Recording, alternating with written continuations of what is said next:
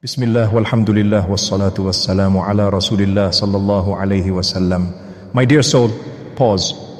Before you scroll, before you move on, listen to this carefully.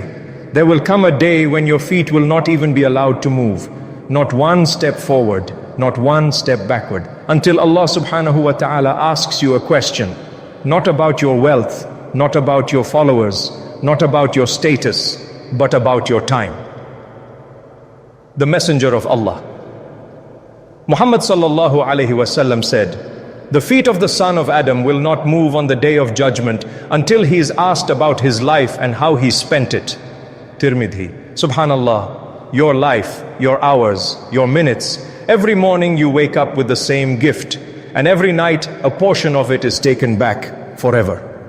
When I first reflected on this hadith, it shook me. Because for years I kept saying the same sentence. I don't have enough time. I believed it. I lived by it. I complained because of it. But Allah Subḥānahu wa ta'ala never said, I will ask you how busy you were. He said He will ask how you spent it. That realization changed everything. Time was never my enemy. I was misusing an amānah. You see, time is not neutral in Islam. Time is sacred. So sacred that Allah Subḥānahu wa ta'ala swore by it. Wal asr, innal insana lafi khusr. By time, indeed, mankind is in loss. Surah Al-Asr, Ayah 1 and 2. Let that sink in. Allah swears by time and then declares that most of humanity is losing. Not because they are lazy, not because they are poor, but because they are unaware. Except those who believe, except those who act righteously, except those who remind one another of truth and patience. That night, when I read this surah slowly, I realized something painful. I wasn't losing time, I was bleeding it. I was busy, but disconnected, working, but unfocused, rushing, but directionless. Time felt heavy, life felt rushed. My heart felt empty. And maybe this sounds familiar to you too. You wake up tired, you rush through your day, you finish everything except what truly matters. And at night you collapse with guilt in your heart and noise in your mind. But Islam does not teach chaos. Islam teaches balance. Islam teaches intentionality. Islam teaches barakah. And barakah does not come from more hours. It comes from alignment. The Prophet Muhammad Sallallāhu Alayhi Wasallam said, O Allah, bless my ummah in their early mornings. Ahmad, subhanallah. Barakah lives in the morning. Barakah lives in focus. Barakah lives in presence. But when we treat time like an enemy, we lose all three. We multitask and call it productivity. We stay busy and call it success. We exhaust ourselves and call it ambition. But Islam calls it something else. Heedlessness. The truth is painful but freeing. Time management is not about schedules. It is about who you believe you are. If you believe you are always behind, you will live rushed. If you believe time is scarce, you will waste it. But if you believe time is an amānah from Allah, your entire relationship with life changes. You stop asking, how much can I do today? And you start asking, what does Allah want from me today? And that question changes everything. In the next part, we will uncover why focus, energy, and presence are not modern productivity hacks, but deeply Islamic principles. Principles the Prophet Sallallahu Alayhi Wasallam lived by. Principles that turn chaos into calm and exhaustion into barakah. Stay with me. Because time was never your enemy. You were just never taught how sacred it really is. My dear hearts, there is a silent mistake many of us are making. We think the problem is that we don't have enough time. But the truth is, we don't have enough presence. We live fragmented lives. Half of our heart in one place, half of our mind in another. We pray while thinking about emails. We work while scrolling. We sit with our families while our souls are somewhere else. And then we wonder why the day ends and nothing feels complete. Islam does not teach fragmentation. Islam teaches ihsan. The Messenger of Allah Muhammad Sallallāhu Alayhi said, indeed Allah loves that when one of you does something, he does it with excellence. Al-Bayhaqi. Excellence is not speed. Excellence is not multitasking. Excellence is focus. Yet we were taught to believe that doing more at the same time means doing better. Subhanallah, how wrong we were. When you split your attention, you drain your energy. And when energy is drained, barakah disappears. Because barakah does not live in exhaustion, it lives in alignment. The Prophet ﷺ lived a life of deep focus. When he prayed, he was fully present. When he spoke, he turned his entire body toward the person. When he worked with intention. And when he rested without guilt. This is not coincidence, this is sunnah. Many of us burn out because we ignore how Allah Subḥānahu wa ta'ala created us. Your mind was not designed to run endlessly. Your soul was not designed to live disconnected from rest. Even the alternation of night and day is a sign of divine balance. Allah Subḥānahu wa ta'ala says, and we made the night for rest. Surah An-Naba, Ayah 9.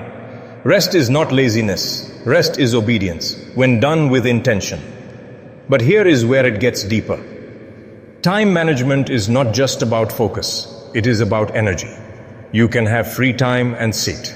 You'll feel exhausted because exhaustion is not from lack of hours. It is from lack of purpose. That is why the early mornings are so powerful. The Prophet ﷺ made a dua. Oh Allah, bless my ummah in their early mornings. Barakah lives where most people are sleeping. Barakah lives where distractions are quiet. Barakah lives where the heart is still soft. But if your nights are filled with noise, screens, and restlessness, your mornings will be heavy. And when mornings are heavy, the entire day feels rushed. This is why anchoring your day around Salah is not just worship, it is strategy. Fajr is not only a prayer, it is a reset. It reminds you who you belong to before the world starts demanding from you. And when you begin the day with Allah Subḥānahu wa ta'ala, you no longer feel chased by time, you walk with it. There is another mistake many people make. They overload themselves with endless lists, 10 tasks, 20 goals, 30 expectations. And at the end of the day, they feel like failures. But Islam does not demand overload. Islam demands clarity. Even the obligations of Islam are clear and limited. 5 prayers, clear pillars, clear priorities, not chaos, not overwhelm. That is why simplicity brings peace. When you choose one meaningful action instead of 10 scattered ones, you protect your soul. When you give focused time to what truly matters, Allah places barakah in it. And suddenly, the same 24 hours feel different, lighter, calmer, more alive. Now, we will uncover the deepest truth of all. Why your identity determines how you experience time, why the words you repeat shape your days, and how to stop living as a victim of the clock and start living with barakah. Stay with me, because once your relationship with time heals, your entire life begins to heal with it. My dear soul, let me tell you the deepest truth about time. Time is not your enemy. Time is an amānah. And the moment you understand this, everything changes. Most people don't struggle with time management. They struggle with identity. You see, your brain does not act on reality. It acts on repetition. What you say to yourself again and again becomes who you are. If you keep telling yourself, I'm always late, I don't have enough time, I'm always behind, your heart accepts it, your body follows it, and your life begins to mirror it. This is why Islam pays attention to words, because words shape belief, and belief shapes destiny. Allah Subḥānahu wa ta'ala reminds us, and do not say about anything, I will do that tomorrow, without saying, if Allah wills. Surah Al-Kahf, Ayah 23 and 24. This ayah is not just about manners. It is about mindset. It teaches you that time is not owned by you, but entrusted to you. And when you shift from, I don't have time to, I am a trustee of time, your nervous system relaxes, your heart slows down, your soul aligns. Because a trustee does not panic, a trustee protects, a trustee prioritizes, a trustee acts with intention. This is why the Prophet Muhammad Sallallāhu Alayhi lived with such calm presence. He was never rushed, never chaotic, never empty, even when his responsibilities were heavier than ours. Why? Because his identity was clear. and identity always comes before systems. But once identity is healed, systems begin to work. This is where your days transform, not by controlling every minute, but by anchoring your life to Allah Subḥānahu wa ta'ala. Anchor your day with Salah. Let Fajr be your compass. Let Duhr reset your pace. Let Asr remind you time is moving. Let Maghrib soften your heart. Let Isha release the weight of the world. This is not scheduling, this is surrender. Then define what truly matters. Not everything deserves your energy. Not every notification deserves your attention. Not every demand deserves a yes. The world runs on noise. But Barakah lives in signal. The signal is your connection with Allah, your family, the work that truly moves your purpose forward. Everything else is background static. And when you reduce the noise, you begin to hear your soul again. This is why choosing 3 to 5 non-negotiables changes everything. Because now you are no longer drowning, you are directing. You stop reacting to time and start leading it. And something beautiful happens. The same 24 hours, but a completely different life. Before, late nights, heavy mornings, guilt, exhaustion, constant rushing. After, early prayer, focused work, present moments, peaceful evenings, a heart that feels full. Subhanallah, nothing magical changed except who you believed you were. From a victim of the clock to a servant of Allah Subḥānahu wa ta'ala, walking with Barakah. Allah Subḥānahu wa ta'ala swore by time for a reason. وَالْعَصْرِ إِنَّ الْإِنسَانَ لَفِي خُسْرٍ. By time, indeed mankind is in loss. Surah Al-Asr, Ayah 1 and 2. But He did not leave us hopeless. He gave us the way out. Faith, righteous action, truth, patience. This is time management in Islam. Not hustle, not burnout, not chaos, but alignment. So today, don't ask, how do I get more time? Ask, how do I protect the time Allah has already given me? Because when you honor time as an amānah, Allah places barakah inside it. And when barakah enters your life, you don't just have time, you have peace. And that changes everything. Now take a deep breath and gently close your eyes. Lift your hands, feeling the energy within, and join me in a whispered moment of connection. Allahumma barik lana fi awqatina, waj'al a'marana hujjatan lana la alayna. Ya Allah, Subhanak, You are the one who created time, and we are the ones who keep losing it.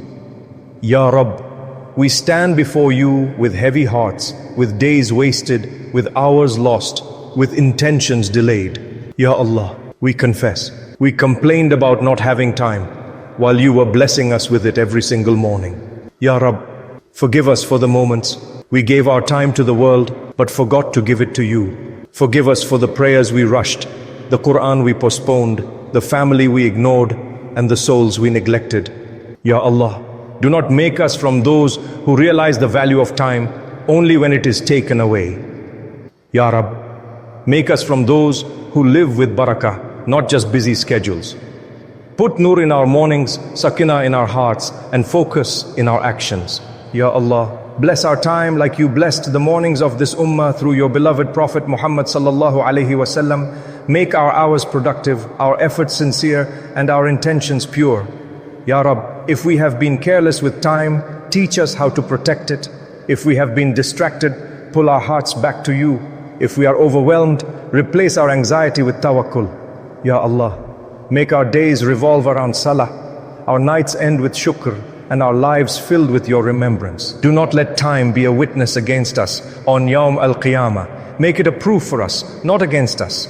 Ya Rab, let us meet you with hearts at peace, lives lived with purpose, and time spent in obedience. Amin, amin, amin. My beloved brothers and sisters, if this reminder touched your heart, if it made you pause, if it made you rethink how you spend your time, then this was not random. This was Allah Subḥānahu wa ta'ala calling you back. Support this message, press like. So this reminder reaches another soul who feels lost in time, just like we once did. Subscribe to Ayah Pulse, because every single day we reconnect hearts to Qur'an, to purpose, and to barakah. And now I want to hear from you.